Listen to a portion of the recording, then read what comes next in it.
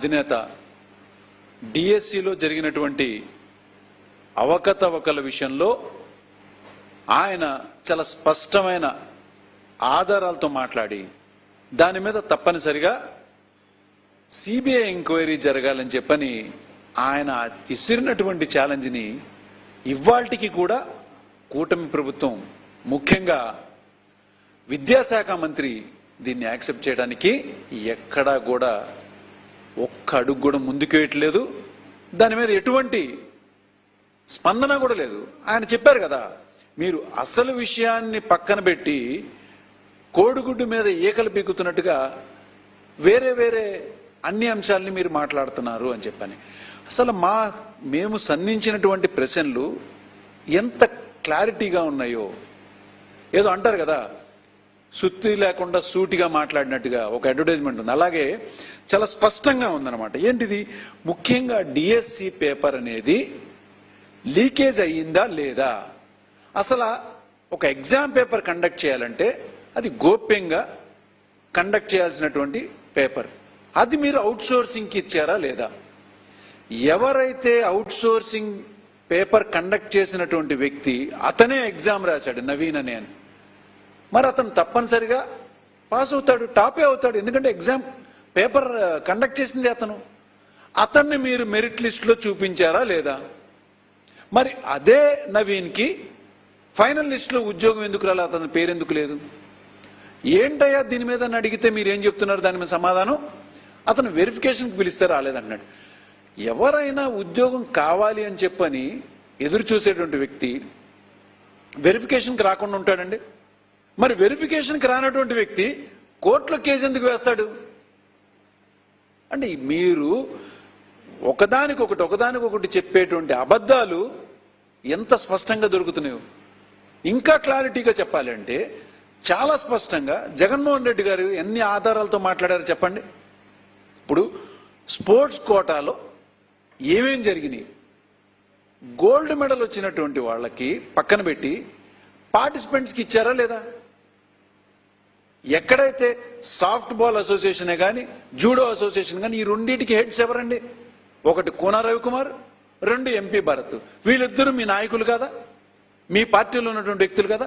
వాళ్ళు ఇచ్చినటువంటి సర్టిఫికెట్లు బేస్ చేసుకుని మీరు ఎంతమందిని సెలెక్ట్ చేశారు? ఎంతో మంది మెరిట్ ఉన్నటువంటి వాళ్ళని కూడా పక్కన పెట్టి మీరు క్వాలిఫై కానటువంటి వాళ్ళని ఎంతో మందిని కూడా మీరు అడ్డదారిలో సెలెక్ట్ చేశారని కొన్ని సందర్భాల్లో కూడా మాట్లాడటం జరిగింది. ఇంకా ముఖ్యమైన విషయం ఏంటంటే ఫిజికల్లీ ఛాలెంజ్డ్ ఒక లేడీ అయితే చాలా స్పష్టంగా ఫోటోతో సహా ప్రూవ్ చేసింది. ఒక వ్యక్తి తను బ్లైండ్ కాకపోయినా బ్లైండ్ అని చెప్పి సర్టిఫికేట్ తీసుకొచ్చాడు, అతను సెలక్షన్ లిస్టులో ఉన్నాడు.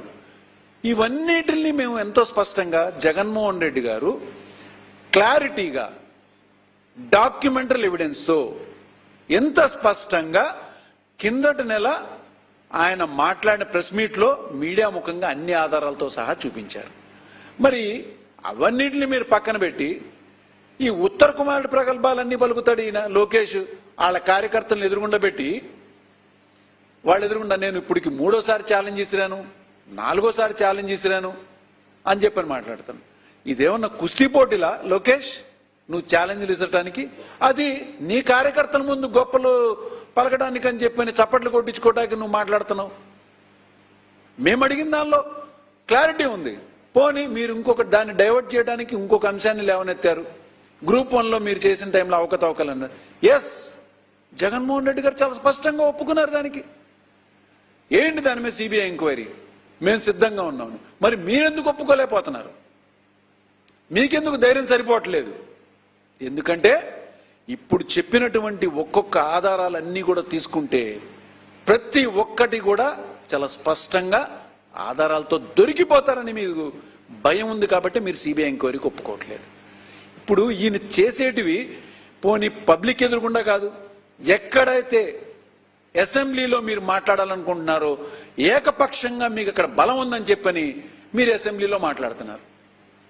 మరి పక్కనే మండలంలోకి రావయ్యా ఇదే ఛాలెంజ్లు తీసుకుని చెప్పని లోకేష్ని పిలిస్తే 4 రోజుల పాటు మండలంలో మాత్రం రావడానికి ఎక్కడా కూడా ఆయన ఒప్పుకోలేదు. అక్కడ మా మాజీ విద్యాశాఖ మంత్రి ఉన్నారు. నువ్వు ఇచ్చిన ఛాలెంజ్లు నీకు ఎన్నోసార్లు చెప్పాం, నీ స్థాయి అది కాదు. జగన్మోహన్ రెడ్డి గారికి నువ్వు ఛాలెంజ్ ఇచ్చినటువంటి స్థాయి నీది కాదు. మా మాజీ మంత్రి పేరు నాని గారు చాలా క్లారిటీగా చెప్పారు, రావయ్యా నీ అసలు పేరు నాని గారి స్థాయికి కూడా నువ్వు సరిపోవు. అయినా కానీ ఆయన యాక్సెప్ట్ చేశారు రమ్మని. 2 సార్లు అడిగారు, లోకేష్ నువ్వు చెప్తావా, ప్లేసు టైము నన్ను చెప్పమంటావా?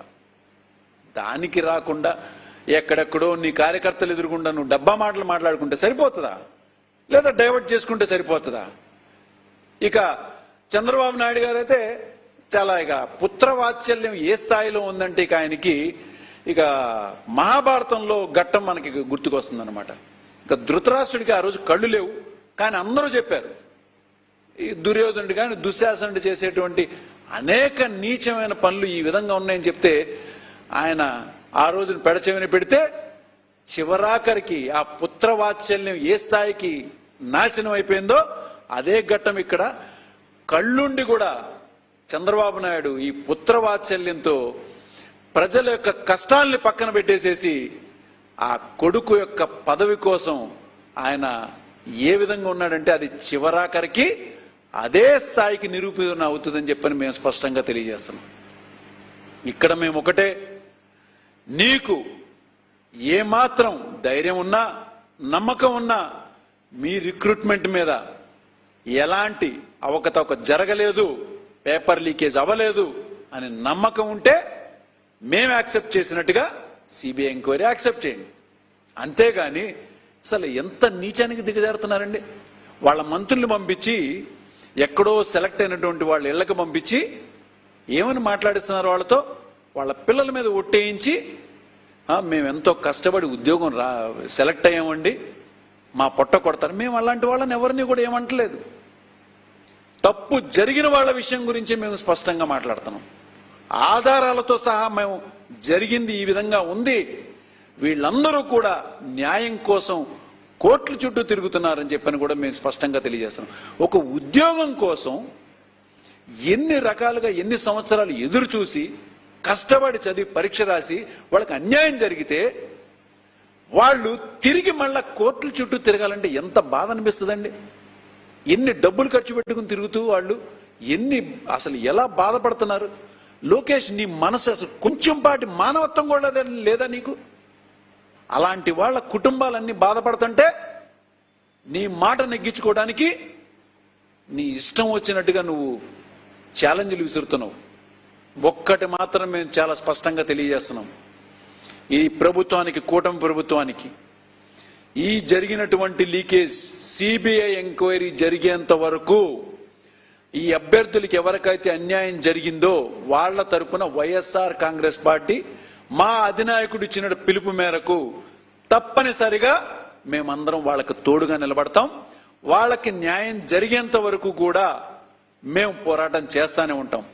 ఈ లోపల కన్నా తేలలేదో రానున్న రోజుల్లో మేము అధికారంలోకి వస్తే ఎవరైతే దీనికి కారకులున్నారో అధికారులే కానీ, విద్యాశాఖ మంత్రే కానీ, దీనికి సహకరించినటువంటి వ్యక్తులు అండ్ బేరసారాలు చేసినటువంటి కొంతమంది అధికారులు ఎవరైతే ఉన్నారో వాళ్ళందరినీ కూడా కోర్టు ముందు దోషులుగా మేము తప్పనిసరిగా నిలబెడతామని చెప్పని మరొక్కసారి తెలియజేసుకుంటున్నాను. నమస్కారం.